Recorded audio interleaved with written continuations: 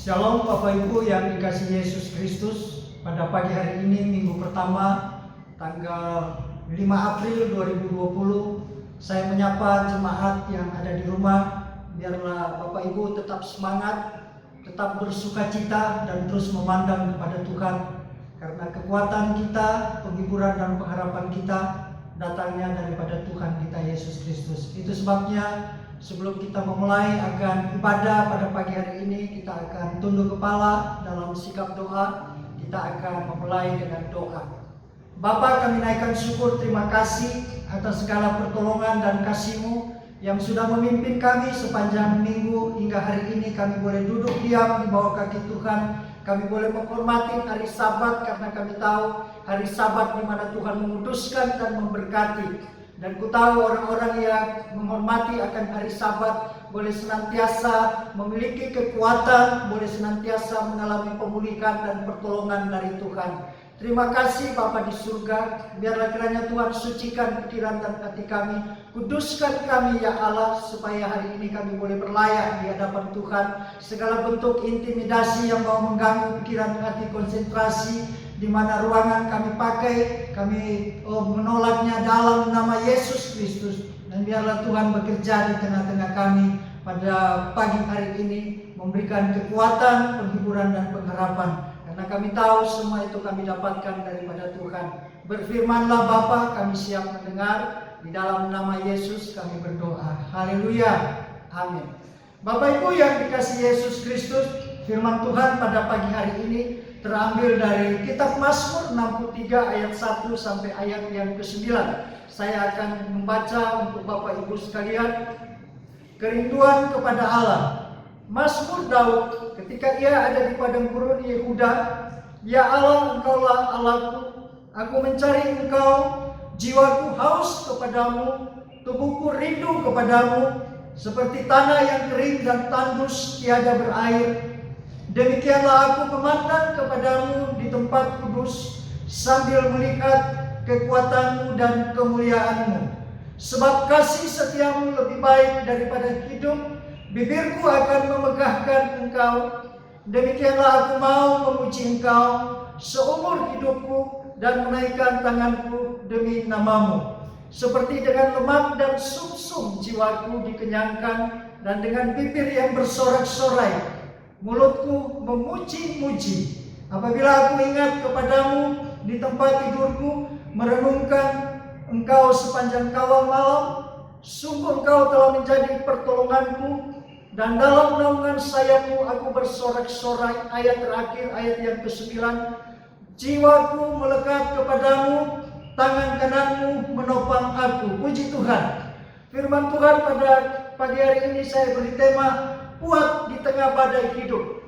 Mengapa kita harus kuat di tengah badai hidup? Karena sesungguhnya di tengah badai, di tengah tofan, di sana kita akan melihat anugerah dan berkat Tuhan.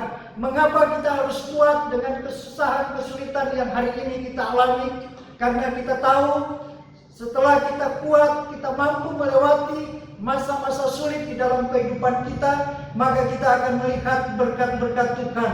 Tahukah Bapak Ibu, setelah badai dan hujan keras, hujan badai, kemudian kita akan melihat adanya pelangi. Itu sebabnya kita harus kuat. Bapak Ibu yang dikasihi Yesus Kristus, orang-orang yang kuat di dalam menghadapi ujian dan pencobaan, mereka akan mengalami pertolongan Tuhan, mereka akan mengalami campur tangan Tuhan. Pada hari ini kita akan melihat bagaimana kemudian Daud, seorang gembala kambing domba yang biasa hidup di padang rumput, dan kemudian kita tahu bagaimana kemudian Daud boleh sampai menginjak di istana sebagai seorang raja yang sangat-sangat terkenal, dan dia sangat lama memimpin akan kerajaan Israel. Mengapa kemudian itu terjadi? Bapak Ibu, masa transisi ini kita akan melihat sesuatu yang luar biasa. Jangan kita melihat kesuksesan saja, jangan kita melihat pertolongan-pertolongan Tuhan pada ujung daripada kehidupan. Tetapi tahukah Bapak Ibu bahwa semua itu ada proses di mana kita harus lalui. Kita harus kuat di tengah-tengah badai supaya kita mengalami pertolongan Tuhan. Saya ingin membagi kepada Bapak Ibu sekalian, ada 5M untuk kita kuat di tengah-tengah kehidupan ini. M yang pertama, kita harus mencari Tuhan. Ayat yang kedua dikatakan, ya Allah, Engkau Allahku, aku mencari Engkau. Kita harus mencari Tuhan di dalam kehidupan ini agar kita kuat di tengah badai. Karena tanpa pertolongan Tuhan, tidak ada seorang pun yang sanggup mampu menghadapi kehidupan ini, mampu menjalani kehidupan dengan baik. Itu sebabnya yang pertama, Pemazmur Daud menganjurkan saudara dan saya untuk kita mencari Tuhan.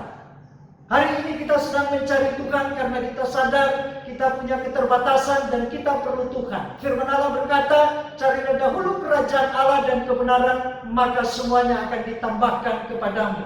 Yang kedua, kita perhatikan pada ayat yang ketiga, dikatakan, demikianlah aku memandang kepadamu di tempat kudus.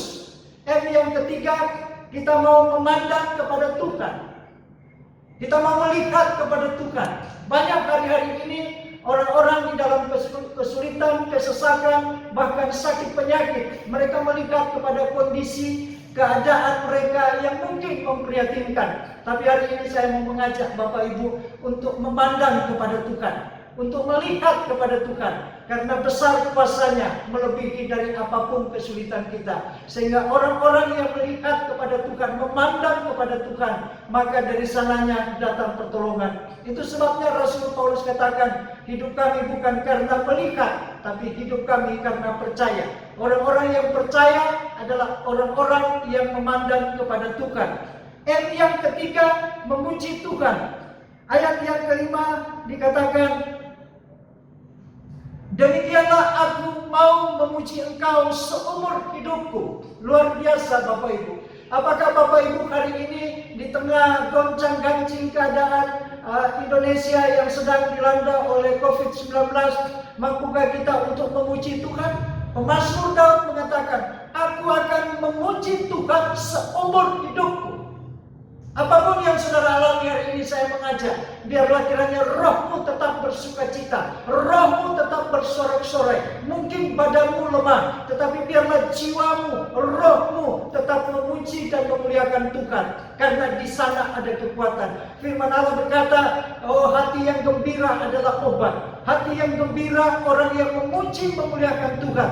Kami percaya, waktu dia berfokus kepada Tuhan dengan pujian dan penyembahan, Tuhan yang akan menolong, Tuhan yang akan meluputkan banyak cara yang tidak dimengerti. Tuhan akan menolong dan memberkati orang tersebut. Dan yang keempat dikatakan, merenungkan firman Tuhan. Ayat yang ketujuh, apabila aku ingat kepadamu di tempat tidurku, merenungkan Engkau sepanjang kawal malam. Penting untuk kita merenungkan firman Tuhan. Kita tidak sekedar membaca, tetapi kita mau membaca berkali-kali, berulang-ulang, sampai firman itu hidup di dalam tubuh jiwa kita. Firman Tuhan itu berubah menjadi rema, kekuatan bagi iman kita. Maka orang-orang yang merenung-renungkan firman, dia akan memperoleh kekuatan, dia ada kemampuan untuk menghadapi badai tantangan kehidupan. Itu sebabnya kita mau merenung-renungkan firman. Pemazmur Daud mengatakan, kesukaanku adalah merenung-renungkan firman Tuhan. Kesukaanku adalah merenungkan Taurat siang dan malam. Dan firman Allah mengatakan orang-orang seperti itu kehidupannya digambarkan seperti pohon yang ditanam di tepi aliran air, dan pada gilirannya, pada musimnya akan berbuah. Dan yang kelima, saya membaca untuk Bapak Ibu sekalian ayat yang ke-9. Jiwaku melekat kepadamu, tangan kananmu menopang aku. Bahwa orang-orang untuk kuat menghadapi badai, dia harus melekat kepada Tuhan. Ini yang kelima. Bagaimana caranya kita melekat kepada Tuhan? Sebagai pokok anggur, kita harus bersama-sama dengan dia. Dalam situasi yang sehat, dalam situasi yang sakit, kondisi apapun, kita mau tetap melekat kepada Tuhan. Karena firman Allah berkata, kita tumbuh bisa berbuah oleh karena Tuhan Yesus Kristus, di mana kita sebagai ranting-ranting kita melekat kepada pokok anggur, di sanalah kita akan tumbuh dan menghasilkan buah. Karena kehidupan kita waktu kita melekat kepada Tuhan, Tuhan menyuplai kehidupan surga atas kita, sehingga saudara akan mampu kuat apapun pencobaan, apapun kesulitan, kesukaran yang kau alami hari ini. Dengarkan bahwa Tuhan terlebih besar daripada semua itu. Yang penting saudara harus sungguh-sungguh melekat kepada Tuhan, dan biarlah kuasa surgawi boleh nyata atas kehidupanmu, rumah tangga, bisnis, pekerjaan, segala usahamu. Tuhan memberkati. Kita tunduk kepala dalam sikap doa. Bapa, kami naikkan syukur, terima kasih kepadamu. Pada hari ini Tuhan, Engkau boleh mengajar kami bagaimana setiap kami untuk kuat di tengah badai. Kami tahu keterbatasan kami Tuhan. Kami tahu ketidakmampuan kami oleh berbagai kondisi dan keadaan yang terjadi, baik di dalam pekerjaan, usaha, bahkan rumah tangga, kesehatan kami. Itu sebabnya hari ini Tuhan, mampukan kami untuk mencari Tuhan dalam kondisi apapun. Mampukan kami untuk senantiasa memandang kepada Tuhan.